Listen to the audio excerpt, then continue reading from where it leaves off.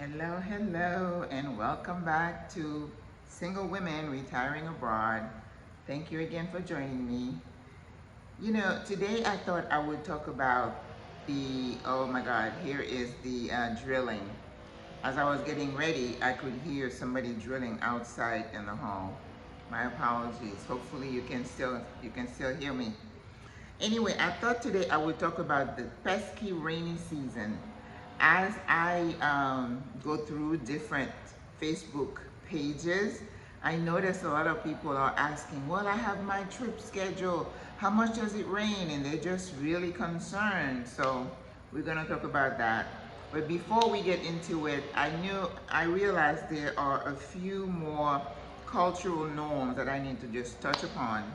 As you can remember, last week's video was about, can you be culturally competent? That means you know about Panama, you know how people move in the society, so you don't got any surprises, okay? I'm not saying I'm gonna cover 100% of it, but the main ones that you need to know, we address them. Before I get any further, my name is Maggie Lazar. I am a retired nurse practitioner, and I have been in Panama now for 15 months and still loving it. I still love it here. And I can't see myself living anywhere else. Not nowhere in Europe or anywhere else. Okay, so I'm here for the duration until they kick me out. All right, so before we do, I start with my presentation. Please go down and hit all the little buttons like Sandra said, like, share, subscribe, and the little bell. Please do that for us. Anyway, culture, again, I try to explain in the previous video, is your understanding of the characteristics of a particular group of people, whether they're just ethnically grouped together or geographically grouped together. And we talked to you about all the different shades and ethnicities inside Panama, which makes it more vibrant, more complex, and more interesting. So a few things that I came across and I'm like, oh, I should have mentioned that, okay? Culturally, there is a lack of haste. People here are not rushing to go anywhere, except when they're trying to get on the subway, on the bus. Then it's every man for themselves, right? But generally, they're very laid back, right? They don't rush, they're not aggressive, they're not loud, but that's the same principle applies for business. So if you have something wrong with your house and you're looking for someone to help you, chances are when you find someone, they're not going to be in a rush to come to get the job done. And when they start the work, they just take their time, okay? So I think it's very hard for us Westerners because we're so into efficiency. Let's do it in the shortest time possible. That doesn't apply here. And we refer to it as the mañana mindset. That means, we'll get it done mañana. And mañana could be 2 days from now, could be a week later. And I hear the same thing about people who have moved to Africa. So if you want to be here and be comfortable and not be stressed out and bothered, just expect that and don't let it get to you. Don't let it get under your skin. If you're going to go to the bank to get something done, plan on returning the next day or another time. It may not get done in one sitting. I'm serious. You can ask anyone, okay? And of course, everywhere you go, every fiesta, every holiday, you're gonna see the pollera. The pollera is the beautiful white embroidered gown that the ladies wear with all the jewelry and the beautiful headpiece. You're gonna see that. And when you go into the Afro-Caribbean community, the polleras look different. They're more colorful. They're more diverse. It's not just white with the embroidery and the trims, okay? Another one thing people talk about is corruption. Well, I'm saying there's corruption everywhere, isn't there? But now with the election, next week, I think, next Sunday, wow, they talk about corruption. And corruption here, the way people describe it is somebody, hiring their cousin, their family members, their friends, where you could be qualified for the job, but you may not get it. Or people being put on the payroll but not working. I don't know, but that's what I hear people refer to it as. And it's not just particular to Panama. I hear that everywhere. Don't we have that in the US? Okay. But people say also, oh, I heard that if you get stopped by the police, they ask you how much money you can give them. I don't know. I don't drive here, so I cannot speak to that. But I know I hear a lot of it in Africa, and I personally have not experienced it because I'm not driving. I know I see the police, they don't bother me, I don't bother them. I try to smile, they say really, you know, straight face, so I don't smile anymore. I just keep on walking. Yeah, people are very polite, okay? If I see someone on the street, I always say buenas, you know, I try to, or even I'll just nod with my head because that is the polite things to say, to do. Now, once in a while, somebody will say buenos dias. Sometimes they don't, but I do it, and that's the way I was doing it in the States anyway. So you say thank you, please. That shows that you have manners, okay? There are some slangs I was looking at yesterday, but I'm not so deep in the culture yet that I can talk about slangs, okay? We talked about the dress code, and the dress code definitely is more conservative in the city as compared to in the interior. If you go to Bocas del Toro, where it's like a beach community, people are walking around with little tank tops and flip-flops. You don't see that here because this is not a beach community, it's business. All right? And I talked about that. Relax about everything. Whether you go to a restaurant to order your food, whether you want to be waited on at some place, just relax. And don't equate everything to racism. Really, it may not be. Like I said, this guy said, oh, I bought something and the attendant put the change on the counter and didn't put it in my hand. That happens to me too. So just, you know, people talk about that we people of color from America have been traumatized, so we've been super hypersensitized to a lot of things. So this is a place where you can kind of, you know, get down your defenses. Just relax, okay? Oh, taxis. You know what I say about taxis. Don't use taxis. For me, the worst thing, they never know where I'm going. And then always ask for the fare ahead of time. Cuánto cuesta? How much is this gonna cost me? They'll say 2 balboas, which is $1. Dollar and balboas are used interchangeably. The taxis usually say balboas, okay? Whereas maybe Uber could say dollars. So always ask for the fare ahead of time so you don't get taken for a ride. And especially at the airport, they try to give you gringo prices. So that's why I say if you can do Uber, just Uber, okay? We do have a subway stop at the airport, but if you have luggage, don't bother. I did it, it's not worth it. Take the Uber.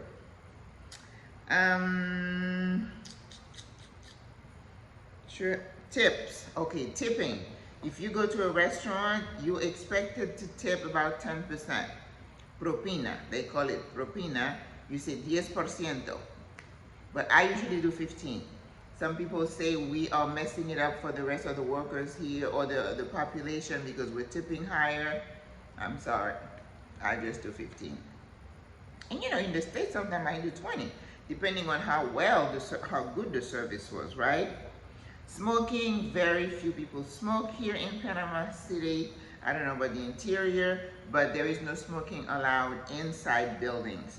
Oh, for the dress code, I forgot to say, if you're going to enter a government building, make sure you have your shoulders covered, you're not wearing shorts, and your head is not covered.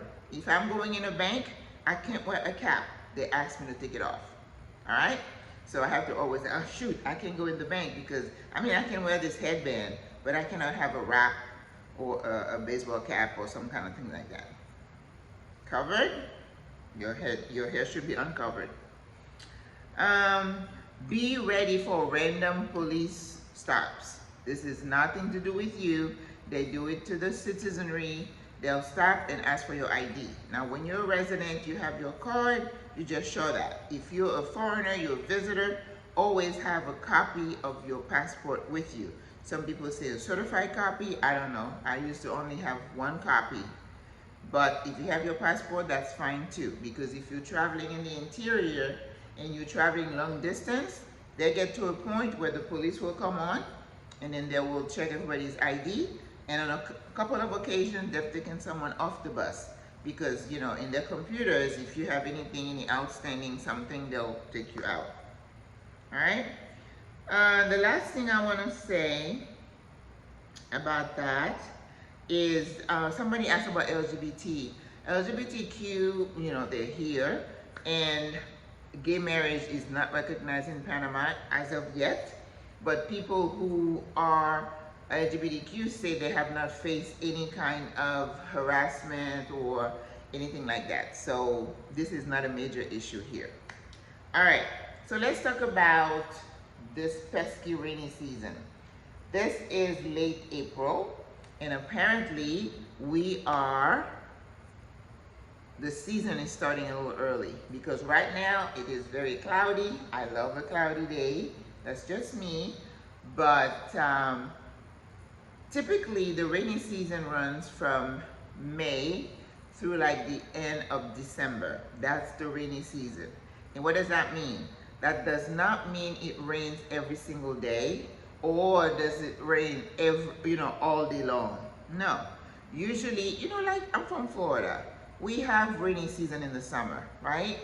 In the morning, it's okay, and in the afternoon, you may have a storm or two, and then the sun comes back up. Here, it's a bit different. In a typical rainy season day, they will tell you, get all your stuff done between 8 and 12 o'clock, because at 12 o'clock, that's when the rain comes, and typically that's the case. And then it could be a steady downpour, so everybody has umbrellas. When you come to Panama, always have an umbrella in your bag because you never know when you're going to need it. And it's not just for rain, it's for the blazing sun. If you're going out in the morning, in addition to putting your sunscreen, very important, you're going to wear your umbrella. The rain could be different based on regions, right? So you can have a steady downpour and everybody is doing their business up and down using their umbrellas. Or you can have a major downpour. Last week we had a major downpour. I mean, there was thunder and it rained hard. And then when that happens, you have floodings. You have flooding where you come from too. So this is not particular to Panama, okay? And of course, if you're on foot, they always recommend everywhere you go not to step into like a, knee-deep water. You don't know what's in the water. You don't know if there's a hole you're gonna get in. Same principle applies. And there were a lot of cars that stopped. I remember in New York, your car gets, something gets wet underneath there and the car dies. That happens here too. And of course, in a country that is a developing country with the infrastructure is not that great. Sometimes they have mudslides, but I haven't heard of, like terrible mudslide like they do in some other countries in Latin America. If you go into the north of the country, like in Boquete, I was in Boquete last year in May, and it was like around 3 or 4. There was a beautiful, calm, misty rain that was it just did that for hours. And people tell you that, and then everything is green and lush. I'm not complaining. So if somebody asked me before, what is the best time to come to Panama? And because I love Panama so much, I'm like, any time is a good time to come to Panama.